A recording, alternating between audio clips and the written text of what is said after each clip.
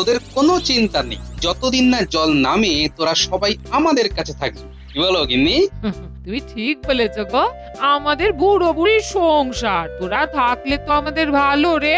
এই শোনো, তুমি এক কাজ করো, ওদের বাবা মাকেও এখানে থাকতে বলো। হ্যাঁ ঠিক আছে, তুমি আগে এদের খাওয়ার ব্যবস্থা করো, এদের পেট ভরে খাওয়াও। আচ্ছা তোরা কি রে, হ্যাঁ বানের জলে ঠায় বসে আছিস, একবার এই দাদুর কথা তোদের মনে পড়লো না? ঠিক বলেছ, আমাকে তো দিদা ডাকিস, কত বায়না করিস, আর যখন সত্যিকারের প্রয়োজন তখন খবর দিলি না।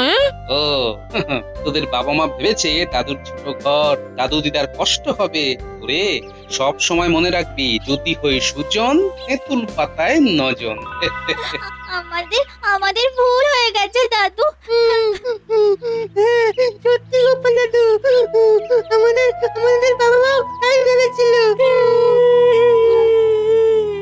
আমরা বলেছিলাম চলো সবাই দাদু আর দিদার কাছে। আহা, কাঁদিস না তোরা, এই যে সত্যিটা বলে দিলি, ব্যাস সব মিটে গেল। হ্যাঁ গিনি, তুমি এদের ভালো করে খেতে দাও, আমি একবার রাজসভাতে যাই, গিয়ে সব কথা বলি। তোরা লক্ষ্মী হয়ে থাকিস, আমি ফেরার পথে তোদের বাবা মায়ের সাথে দেখা করে আসবো, কেমন? পারলে ওদের নিয়ে এসো, বলবে আমি দেখেছি। আমাকে ওরা সবাই খুব মানি করে, ভয় করে, দেখবে ঠিক সুর করে চলে আসবে। হ্যাঁ আচ্ছা আচ্ছা, ওদের তোমার নাম করেই বলবো। আমি এখন আসি, হ্যাঁ?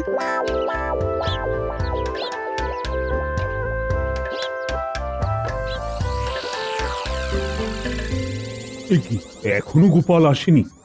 এখন বিশেষ অধিবেশন চলছে, এই সময় প্রতিটা মুহূর্ত কত জরুরি। মহারাজ, আপনি কার ওপর নির্ভর করছেন? গোপালের ওপর? মন্ত্রী, এবার তুমি একটু থামো। তোমার এই গোপালের প্রতি বিরাগ এখন আমার বিচার্য বিষয় নয়। ওই তো গোপাল আসছে। ও গোপাল, তোমার কেন এত দেরি? তুমি এসো না তাড়াতাড়ি। প্রণাম মহারাজ।